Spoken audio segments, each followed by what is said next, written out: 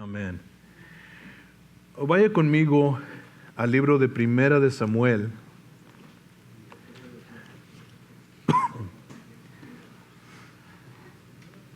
Y como les dije la semana pasada, Primera de Samuel está antes de Segunda de Samuel. Al capítulo 17 es uno de los capítulos más conocidos, yo creo, por los niños en toda la Biblia, porque relata la historia del enfrentamiento entre David y Goliat. Han hecho películas, han compuesto cantos. Me acuerdo que el dueto Moreno, ellos grabaron un canto, un corrido con mariachi acerca de David y este enfrentamiento que tuvo aquí. Hemos estado mirando la vida de David y la semana pasada miramos cómo la música ungida retiraba el mal espíritu de Saúl que venía a atormentarlo, y hablamos acerca de el poder y el efecto de la música. David aquí es un joven todavía, es un jovencito. Cuando venían tiempos de guerra en la tierra de Israel, el rey llamaba a todos los hombres que estaban de edad para ir a la guerra. Y David tenía varios hermanos, no recuerdo qué tantos hermanos tenía, pero tenía varios hermanos, era una familia grande. Y todos sus hermanos se fueron a la guerra, excepto él. Él estaba en el campo cuidando las ovejas de su padre Isaí. Y lo que estaba pasando en el campo de batalla era que había un valle, el valle de Elá, y a un lado del valle estaban acampados los filisteos, y al otro lado estaba acampado Israel. Y la idea era que a cierto tiempo, en cierto día, los dos ejércitos iban a descender al valle y pelear. Pero en esta ocasión sucedió algo diferente, algo que nadie esperaba. En esta ocasión, algo diferente sucedió. Antes de que tuvieran tiempo de salir los dos ejércitos a pelear en el campo, salió un guerrero de los filisteos llamado Goliat. Hay diferencia entre las opiniones qué tan alto era este hombre, pero seguramente, sin duda, era más alto de 9 pies de altura y probablemente hasta 10 pies de altura. Esta pared tiene un poquito menos de 9 pies de altura, so si puede imaginarse qué tan grande estaba Goliat. Y salió él y se paró en medio del campo, y todo vestido con su armadura y su paje de armas, el que cargaba su escudo y otras cosas, y se paró y a voz alta le dijo a Israel, le dijo: no hay necesidad de que peleen los dos ejércitos. Mándenme uno que pelee conmigo, y si él me vence, nosotros vamos a ser sus siervos. Pero si yo lo venzo, entonces ustedes van a ser nuestros siervos. No hay necesidad que peleen los ejércitos. Y nadie salió del campamento de Israel. Tenían miedo. A tanto que Saúl, el rey de Israel, le prometió al hombre que saliera a enfrentar a Goliat y lo venciera, que le iba a dar a su hija como esposa. Iba a venir a ser yerno del rey. Pero aún así, nadie salió. Sucedió que el padre de David, Isaí, mandó llamar a David del campo y le dijo: mira, toma unos asnos y cárgalos de alimento para que le lleves a tus hermanos para que tengan comida, y llévale también una porción especial al rey de parte mía. Y David se fue con los asnos cargados de alimento y llegó al campo de Israel exactamente en el tiempo cuando Goliat había salido y ya tenía 40 días Goliat desafiando a Israel y nadie salía a pelear con él. Entonces cuando David llegó al campo, cuando él llegó al campo, Goliat salió y lo escuchó David al gigante que estaba haciendo este desafío. Y entonces vemos en el verso 26 aquí del capítulo 17 de Primera de Samuel, dice: entonces habló David a los que estaban junto a él, diciendo: ¿qué harán al hombre que venciere a este filisteo y quitare el oprobio de Israel? Porque ¿quién es este filisteo incircunciso para que provoque a los escuadrones del Dios viviente? ¿Qué le van a dar al hombre que venza a este filisteo? Dicen, pues el rey dijo que le iba a dar su hija como esposa.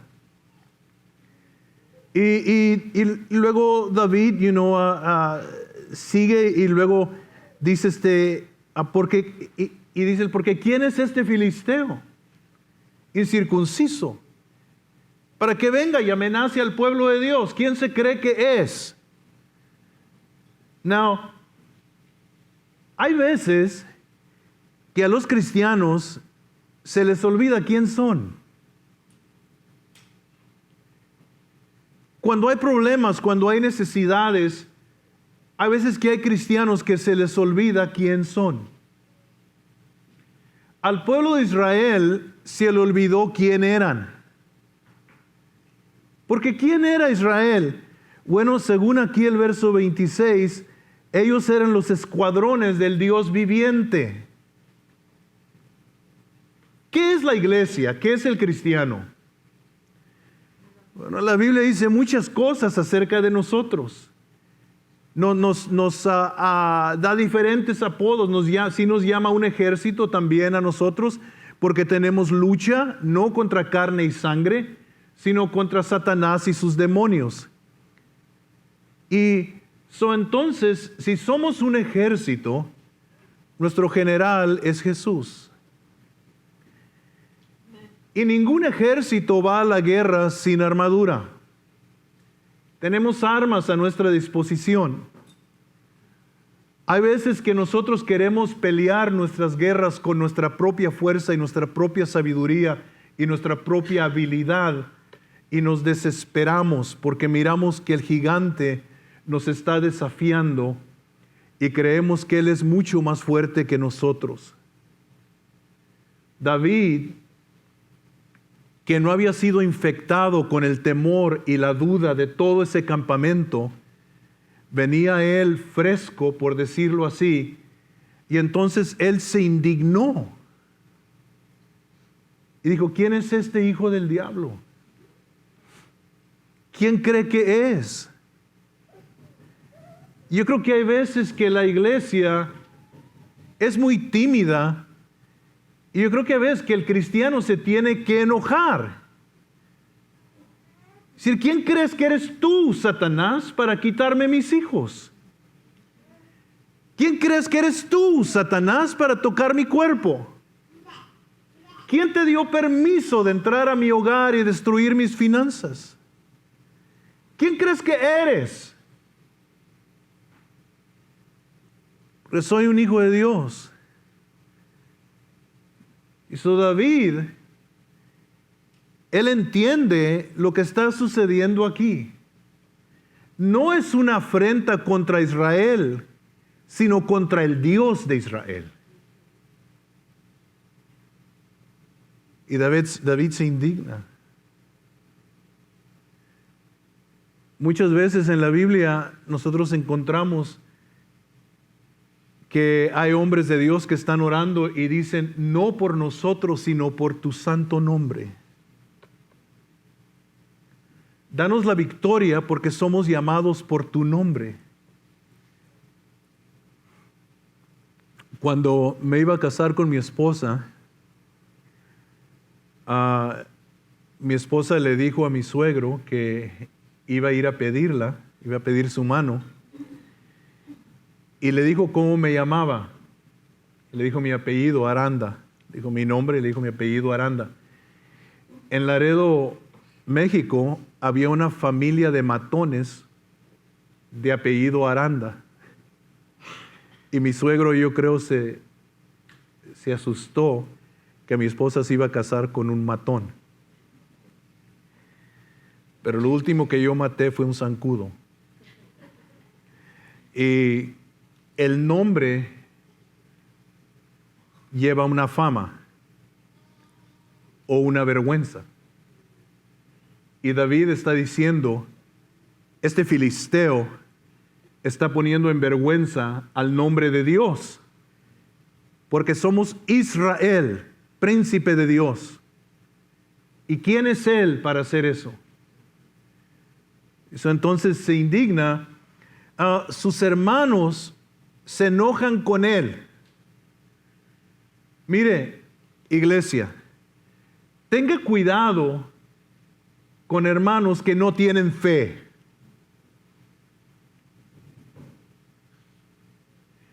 Porque cuando tú vengas y expreses fe, se van a enojar contigo. Ah, sí, muy santucho.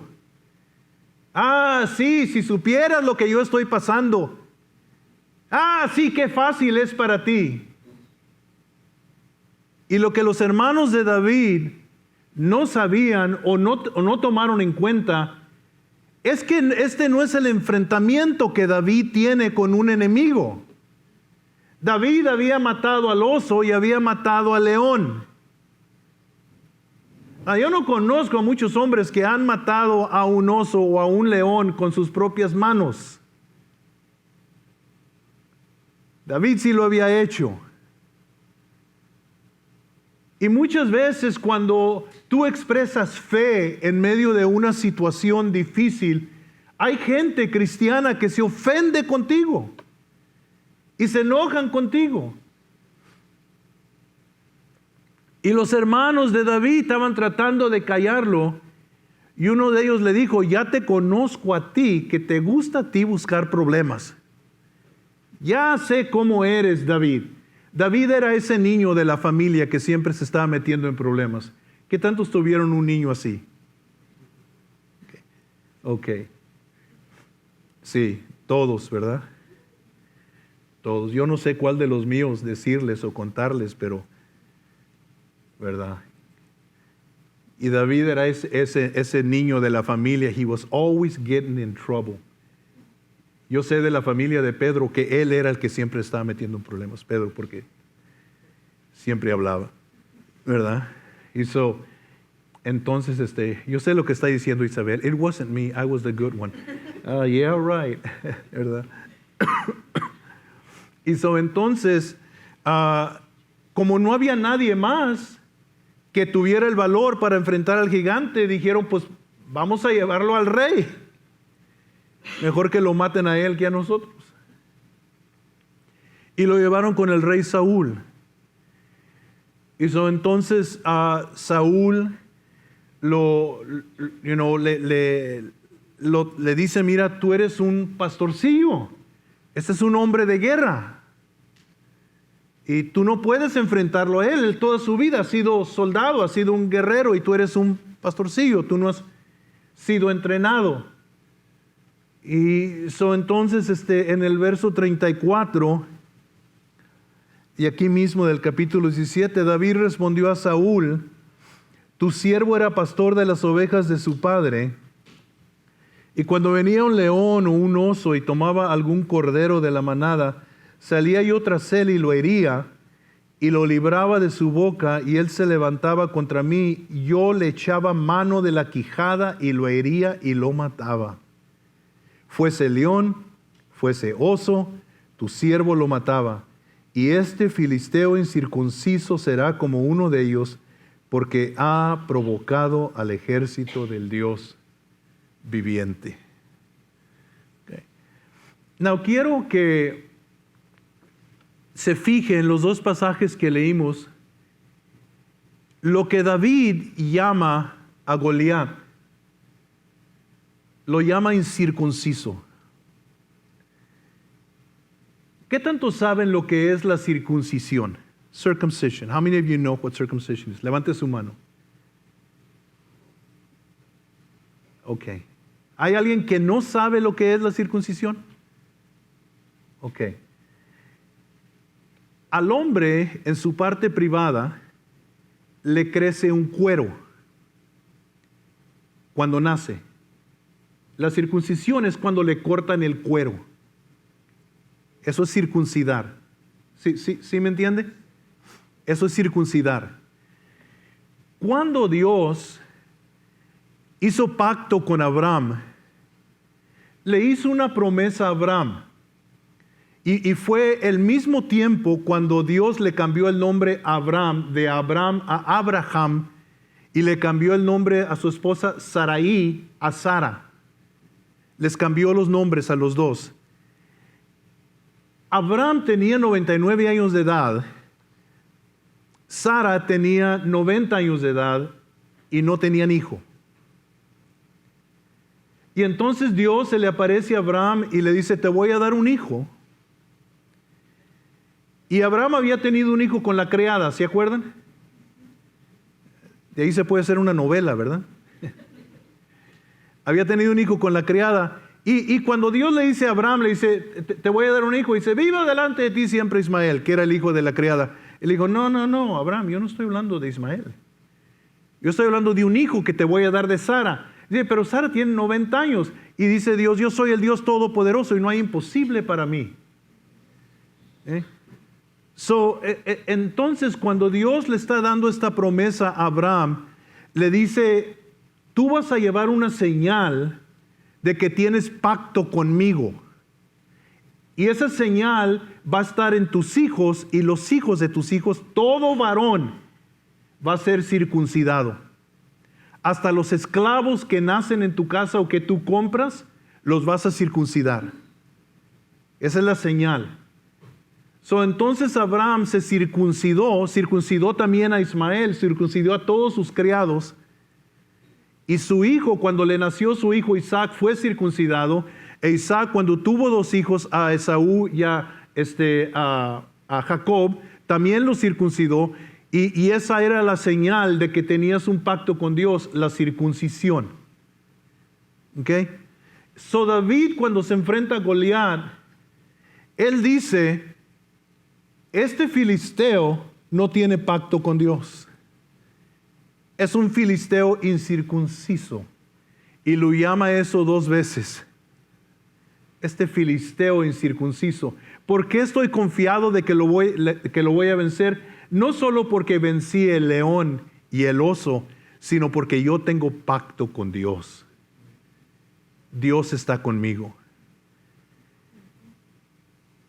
Y eso es tan importante para los cristianos, que entiendan quién son. ¿Quiénes somos en Cristo? Porque a lo mejor usted está ahí y dice, híjole, pues a mí no me circuncidaron, pastor, me tengo que circuncidar. No te tienes que circuncidar, porque ahora en el nuevo pacto, lo que se ha circuncidado ha sido nuestro corazón. Nuestro corazón ha sido circuncidado. Dios circuncidó nuestro corazón. Y entonces es lo que ha sido circuncidado. ¿Okay? Cuando lo enfrenta a David, a Goliat, David sabe quién es él y él sabe quién es Goliat. Yo creo que también es importante para nosotros como cristianos saber quién es Satanás. Satanás en sí es un ser vencido. Cristo lo venció. Lo venció en la cruz del Calvario y venció la muerte cuando resucitó de entre los muertos. Nosotros somos sus hijos. Y entonces la Biblia declara con toda confianza, mayor es el que está en nosotros que el que está en el mundo. Entonces David sale a enfrentar al gigante y sale él entendiendo quién es él y quién es este filisteo. Satanás es un ser derrotado. Déjeme decirle algo. hay solamente dos formas en que Satanás puede traer daño a tu vida. ¿Okay? Una es que tú te sales de la voluntad de Dios y te metes en el campo de Él. Pero la otra es que Dios le dé permiso, pero no le va a dar permiso de que te destruya, sino solamente para que crezca tu fe. Y Dios permite a veces que Satanás venga y pelee contra nosotros y luchemos contra Él. Pero recuerde usted quién es usted y recuerde que usted va a vencer en el nombre del Señor. Amén. Now, quiero que veamos varias cosas. Ya vimos que David entendió que él tenía un pacto con Dios. Pero quiero también que vea otra cosa, porque creo que es algo que a veces nosotros negamos. Y esa es la obediencia de David. ¿A qué me estoy refiriendo? Cuando le obedeció a su padre. Cuando su papá lo mandó, David simplemente obedeció. Y si no eres obediente en las cosas pequeñas, vas a batallar en las batallas grandes. La obediencia es tan importante y de tanto valor delante de Dios. Cristianos creemos que simplemente vamos a, slide by, being disobedient to God and doing whatever we want. Hace años atrás, yo era un cristiano nuevo, no tenía mucho tiempo en el Señor. Trabajaba para una compañía que arreglábamos sprinklers, regaderas. Y estaba trabajando en un lugar en Highland Park, donde viven todos los millonarios. Yo sé que algunos de ustedes viven ahí. Y había una mujer que ella y su compañía hacían el mantenimiento de las plantas. Y le empecé a testificar y hablar de Cristo. Y me dijo, yo voy a la iglesia. Dijo, yo voy a la iglesia.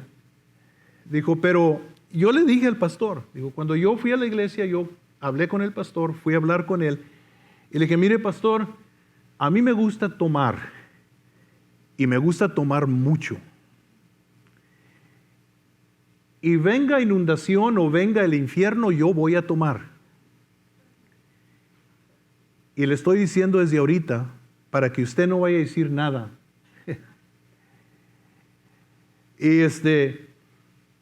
Y hay cristianos que así son con Dios, le quieren poner sus propias condiciones a Dios. Y una de las cosas que vemos con David es que fue obediente. Now, déjame hacerte una pregunta a ti, nomás así nomás de pasada. Y esa es, ¿nunca has pensado de qué bendiciones te estás perdiendo por causa de tu desobediencia? ¿No has pensado eso? Tú crees que tú estás en control, tú crees que tú puedes hacer lo que tú quieres. Y lo que no entiendes, lo que Satanás te ha cegado, es de las cosas que tú te estás perdiendo. Bendiciones de parte de Dios, victorias de parte de Dios, liberaciones de parte de Dios en tu vida por tu desobediencia. Si David no obedece a su padre, David no va al campo, David no mata al gigante y David no se hace famoso, porque este fue el evento que hizo famoso a David en todo Israel. Y yo temo que hay veces que nosotros, sea quizás por falta de fe, o a veces simplemente por un espíritu de rebelión, y la Biblia dice que el espíritu de rebelión es como el espíritu de brujería. Y a lo mejor simplemente por tu brujería, bueno, es lo mismo, ¿verdad? Por tu desobediencia, porque tú tienes un carácter fuerte y tú vienes de un pasado donde tú dices, a mí nadie me va a decir lo que yo haga. ¿Ok? Y entras con esa misma actitud al reino de Dios. Y puede ser bueno si te sujetas a Dios y lo sometes a Dios, pero puede ser malo si no lo sujetas a Dios. David tenía un carácter fuerte. Eso lo vemos en su vida. Él tenía un carácter fuerte. Ser un muchacho atrevido, valiente, pero era obediente. Y cuando su padre le dijo, veas esto, hijo, él lo hizo. Y yo no quería simplemente pasar este evento en la vida de David sin tocar ese punto, porque me lo mostró el Señor ayer que estaba repasando mis notas. Y te dejo con la pregunta, ¿qué te ha pedido Dios que hagas que no has querido hacer? ¿Qué te ha pedido Dios que dejes que no has querido dejar? Y sigues luchando, y crees que vas a cambiar a Dios de opinión. Y no te vaya a pasar lo que le pasó a Balaam. ¿Te acuerdas que hablamos de Balaam y Balac y la burra que habló?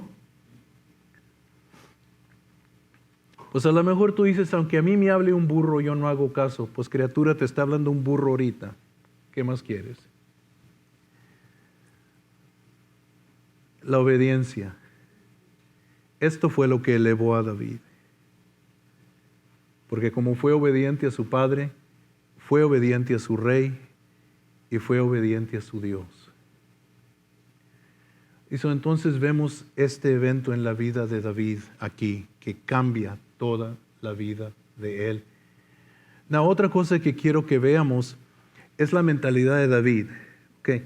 Porque el hecho de que Dios te diga que seas manso no quiere decir que Dios te dice que seas menso. ¿Ok? Sí entiende lo que es menso, ¿verdad? Dummy. ¿Ok? Being submissive does not mean you're a dummy. ¿Ok? Now, ¿por qué digo eso?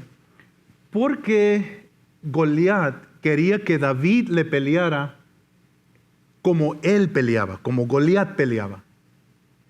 Él venía con espada, venía con lanza, venía con todo su armamento. Y David dijo, yo no te voy a pelear así, porque así no peleo yo. ¿Ok? No trates de ganar todo argumento, especialmente con gente que no es cristiana. Hay gente que siempre quiere tener la última palabra. Y lo que no entiendes es que cuando tú te metes en este tipo de discusiones, ya te metiste al campo del enemigo y estás peleando con las armas que no son tuyas. ¿Por qué digo esto? Porque David no peleó con Goliat como Goliat quería que David peleara. David no se le acercó a Goliat, porque sabía que si se le acercaba y lo agarraba ese monstruo, lo podía hacer pedazos. Era manso, pero no menso. Perdón. ¿Qué hizo David? Agarró una onda, slingshot, y piedras, de lejos.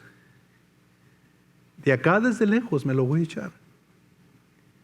Y allá estaba el gigante parado, come on, come on. Y David le dijo, yeah, I'm coming. Y le lanzó la piedra y le pegó en la frente y lo tumbó al suelo.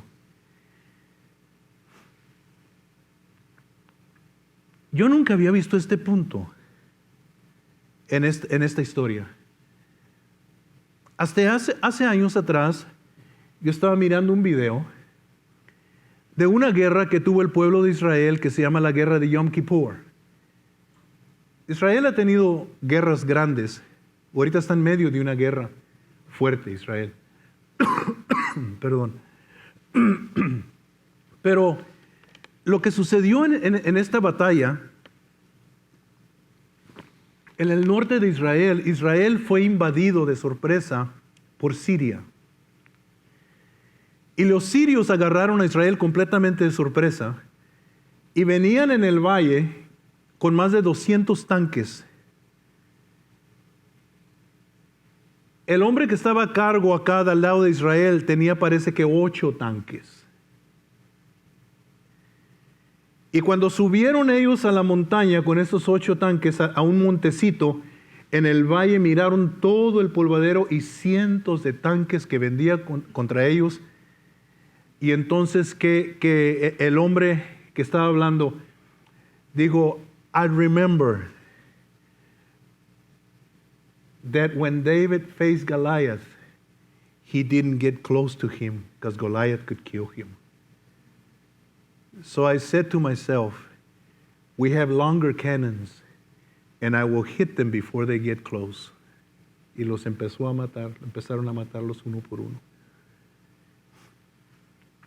David era un guerrero, tenía mentalidad de guerrero y tenía estrategias.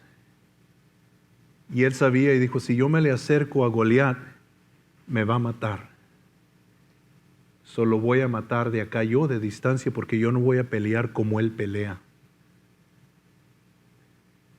¿Cómo pelea el diablo? Sucio. Te ataca tus emociones, porque somos seres emocionales, ¿verdad? Trata de hacerte enojar. Y viene él con estos ataques a ver si provoca de ti una reacción carnal. A ver si tú reaccionas en la carne. Es como que le ponen la lombriz, la presa al anzuelo, a ver si muerdes. Y te lanzan suelos para ver si te hace enojar. En el matrimonio esto sucede mucho. Los matrimonios cristianos sucede mucho. A lo mejor uno de los dos se levanta de mal humor, y la mujer va y hace el desayuno y lo pone, y el hombre está de mal humor y se sienta en la mesa. Dice, otra vez esto, hombre.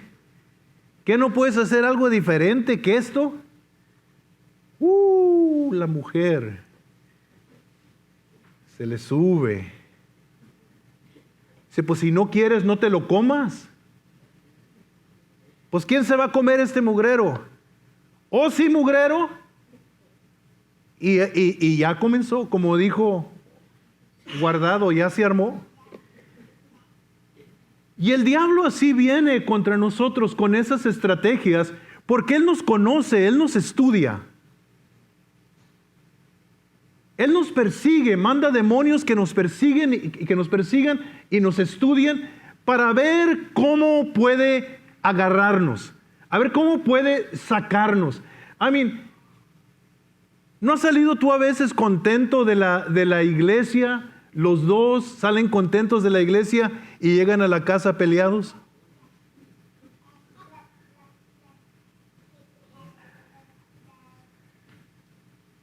¿No has salido a veces alegre del culto, vas contento del culto, y luego de repente se te atraviesa alguien en el tráfico?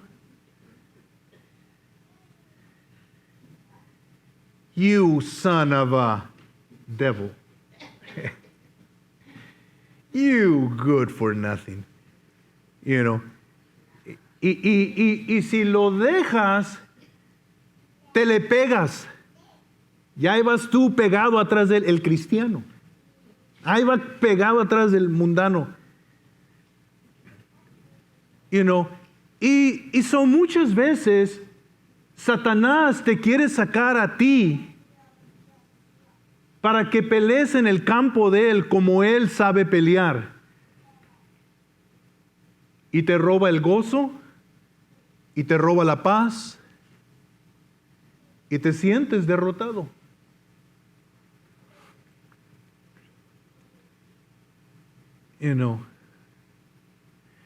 Una vez ministré en una iglesia, andaba un hermano conmigo, y Dios se movió. Oh, man, Dios se movió. Hermoso como Dios se movió. Almas fueron salvas, cautivos fueron liberados, y salimos del culto. Yo venía en tanta victoria, tan contento, y en eso que el carro que venía atrás de mí dice, y me pasa. Y ahí voy yo, atrás de él también, y lo paso. Y ahí viene él otra vez, y se me empareja. y me saca la bacha. Dije, oh. Y me hizo así. Dije, ¿seguro que sí? Yes, sir. Y si te saca y te mete al campamento de él, vas a estar peleando a desventaja. Si sabes que tienes problemas y que tú saliste de un pasado donde te gustaba tomar, no te metas a una licorería. Si sabes que batallabas con la pornografía, no pases por donde hay libros pornográficos. Si crees que no puedes controlar el contenido del internet, no te metas al internet. No te vas a morir sin el internet. Yo oigo gente que entra en pánico cuando se les olvida el teléfono. Se les pueden olvidar los niños, pero que no se les olvide el teléfono.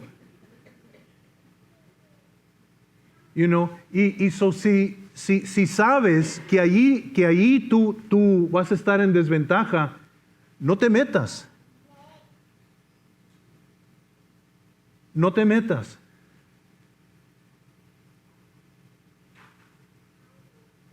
Es mejor que digan, aquí corrió un valiente, o aquí corrió un cobarde, que aquí murió un valiente.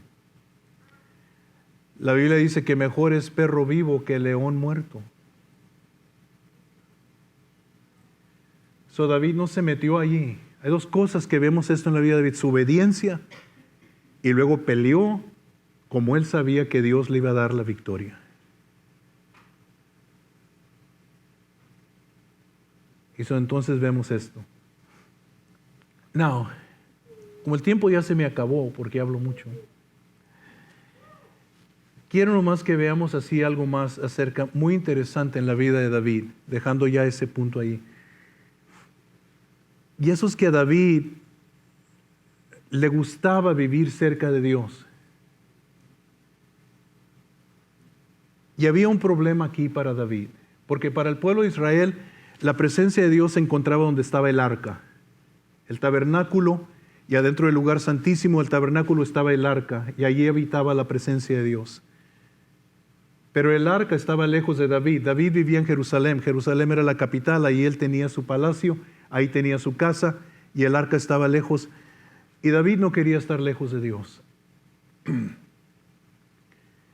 Y propuso en su corazón traer el arca a Jerusalén. La primera vez que intentó traerla lo hizo mal, no lo hizo como Dios dijo, y hubo un problema, y David se desanimó. Pero luego después le dijeron, mira, donde dejaste el arca en la casa de Obededom, parece que era Obededom, le dijo, Dios está bendiciendo su casa, y David dijo, ok, eso vamos a traerla. Pero ahora David investigó cómo se movía el arca, y sabía que solamente lo podían mover los sacerdotes cargándola en los hombros, y se trajo el arca a Jerusalén. Y algunos de ustedes conocen la historia, ¿verdad? En 2 de Samuel capítulo 6. Vamos ahí y luego vamos a terminar por hoy. 2 de Samuel capítulo 6. El verso 14 al 17 dice, David danzaba con toda su fuerza delante de Jehová, y estaba David vestido con un efod de lino. Así David y toda la casa de Israel conducían el arca de Jehová con júbilo y sonido de trompeta.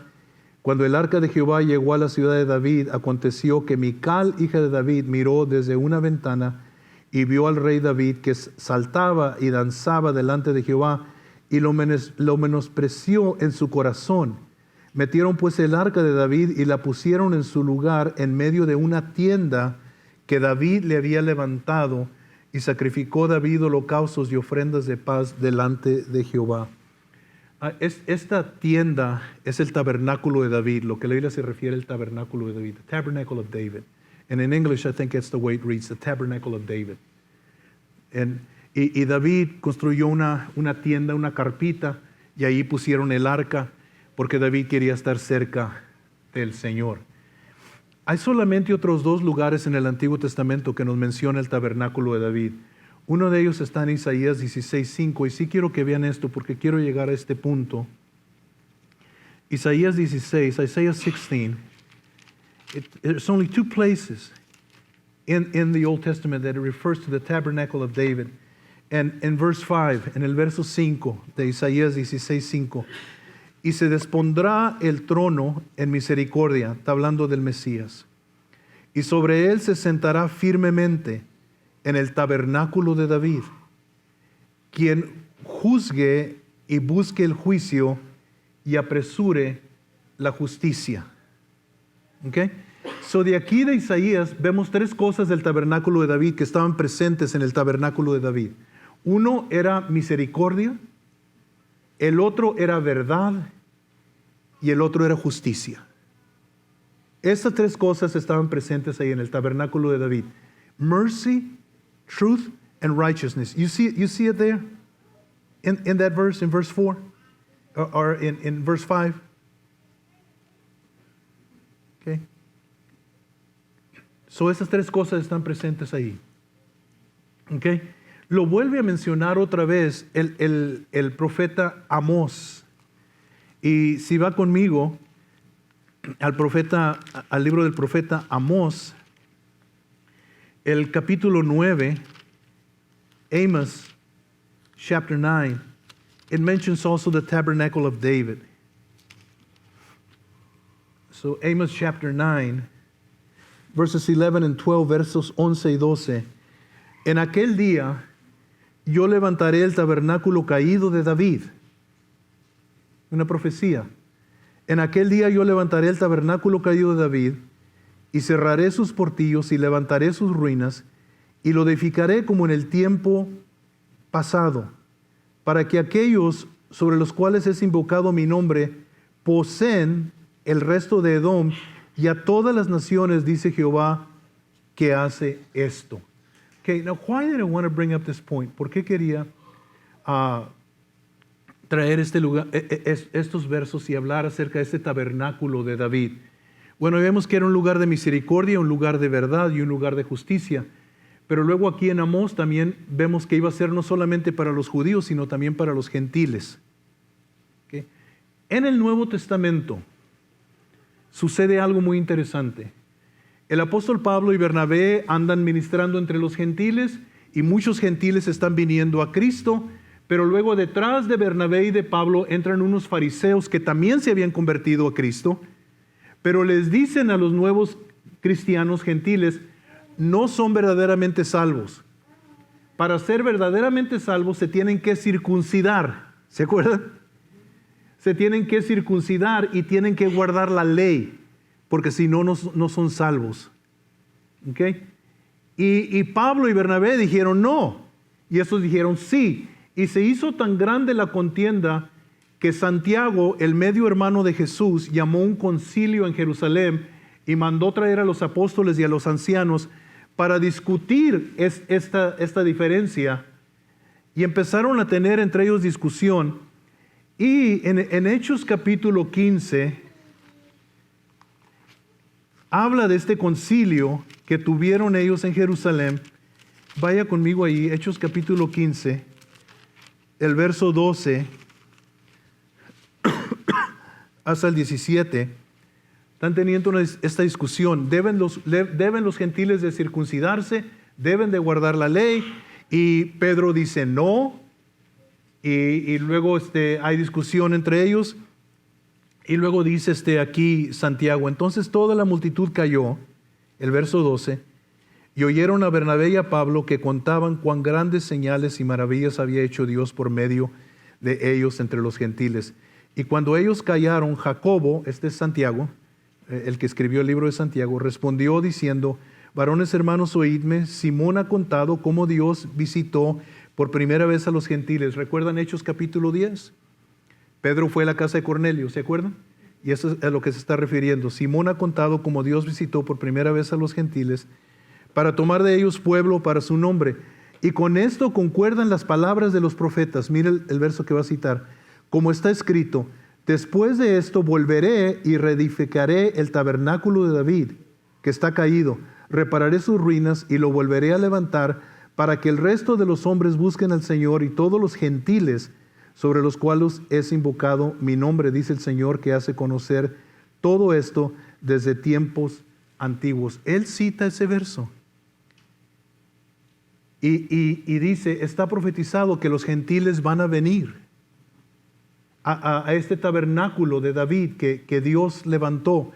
Y se me hizo tan interesante cuando estaba leyendo esto, porque yo no sé qué tanto ustedes saben han oído del Talmud. ¿Sí saben lo que es el Talmud? No se preocupe si no sabe. No se preocupe. No es importante. Pero si nunca ha oído del Talmud, el Talmud es un libro que escribieron los rabinos judíos que tiene 2 libros en él, en el volumen. El Mishnah, ¿han oído del Mishnah? ¿Alguno de ustedes? ¿Tampoco? Ok, son muy malos judíos. Y otro parece que se llama Gemara o algo así. Esos 2 libros componen el Talmud. Y lo que son opiniones, comentarios, enseñanzas sobre lo que enseña el Antiguo Testamento. Que es un volumen grande que ellos tienen. Y los judíos muy seguido citan el Talmud. Tiene cosas interesantes. Y una de ellas es que un rabino le dijo a otro rabino, le dijo, ¿nunca has oído de Bar Nafal? Dijo, Bar Nafal, ¿quién es Bar Nafal? Y le dijo, Bar Nafal, el Mesías. Le dijo, ¿y por qué llamas al Mesías Bar Nafal? Y le dijo, porque nunca has leído en el libro de Amós cómo Dios iba a levantar el tabernáculo caído de David y lo iba a reparar. Y este rabino lo que hizo es que tomó esta escritura que nosotros hemos leído aquí del tabernáculo de David. Y Bar quiere decir hijo, Nefal quiere decir caído. Y él lo que está interpretando es, este tabernáculo caído de David no es nadie menos que el Mesías. Y si lo interpreta literalmente, Bar Nefal es hijo de los caídos. Y entonces David, cuando manda traer el arca cerca de él y edifica este tabernáculo pequeño para poner el arca, esto no era conforme a la ley. Esto era provocado por amor. Y David quería estar cerca de Dios y quería tener a Dios cerca de él y construyó este tabernáculo. Y allí en ese tabernáculo se encontraba misericordia, según Isaías, se encontraba verdad y se encontraba justicia. Y según Amós, este tabernáculo de David no era solamente para los judíos. El tabernáculo que edificó Moisés era solo para los judíos y solo los sacerdotes podían entrar. El tabernáculo que edificó David no era solamente para judíos, era también para gentiles. Y allí tenía acceso el que quisiera estar cerca de Dios. Porque acuérdense de algo. Cuando el pueblo de Israel pecó, originalmente el tabernáculo que edificó Moisés estaba en medio del campamento de Israel. 3 tribus al norte, 3 tribus al sur, 3 tribus al oriente y 3 tribus al occidente. Eran 12 tribus. Y en medio habitaba Dios, porque Dios quería habitar en medio de su pueblo. Esto no fue un deseo solamente de David, que él quería estar cerca de Dios. David andaba más el mismo corazón de Dios, andaba tras el mismo corazón de Dios. Mire, déjame decirte algo. No solamente tú tienes deseos de estar cerca de Dios, Dios quiere estar cerca de ti. Y por eso Dios levantó el tabernáculo de David, dice la Biblia, y lo reparó y lo volvió a reedificar. Y Santiago entiende esto. Dice, por eso los gentiles están viniendo, porque este es el tiempo del tabernáculo de David, porque es el tabernáculo de los caídos. Porque Jesús es el Mesías de los caídos. Jesús es el Mesías de los necesitados. ¿Sí me entiende? Tú no estás aquí en la iglesia ni yo porque somos buenos. Estamos aquí porque Él es bueno. Estamos aquí porque Él trajo el arca a nosotros. Nosotros no trajimos el arca. Él la trajo a nosotros. Él quiere estar cerca de nosotros. ¿Por qué dejas a Jesús en la iglesia? Algunos de ustedes salen de la iglesia y se van para su casa. No, llévate a Jesús contigo. Él quiere estar cerca de ti. Mételo a tu recámara, mételo a tu casa, mételo a tu carro. Y entonces vemos esto en el corazón de David. Por un lado, era obediente. Por otro lado, era un guerrero. Por otro lado, amaba a Dios. Hizo gracias a Dios por Barnefal, el hijo de los caídos. No das gracias a Dios que Él tuvo misericordia de ti. Amén. Por eso estamos aquí. Bendito sea su nombre, ¿verdad? Bendito sea su nombre. Ok, a lo mejor tú me vas a decir ahorita, no me siento yo muy cerca de Dios. Todos hemos estado ahí. A veces que no nos sentimos muy cerca de Dios. We don't feel that close to God. But He's here. He's here right now. Él está aquí. Y no vino por las bancas, y no vino por los instrumentos, y no vino por las bocinas. No vino por eso. Nosotros edificamos hermosos templos para Dios, la iglesia. Hermosos templos que entras adentro de ellos. ¡Wow! Pero eso no es lo que impresiona a Dios. Lo que impresiona a Dios son los corazones que están adentro, los que tienen hambre de Él. Y si tan solamente tú lo invitas, Él viene. Si tan solamente tú quieres, Él se acerca.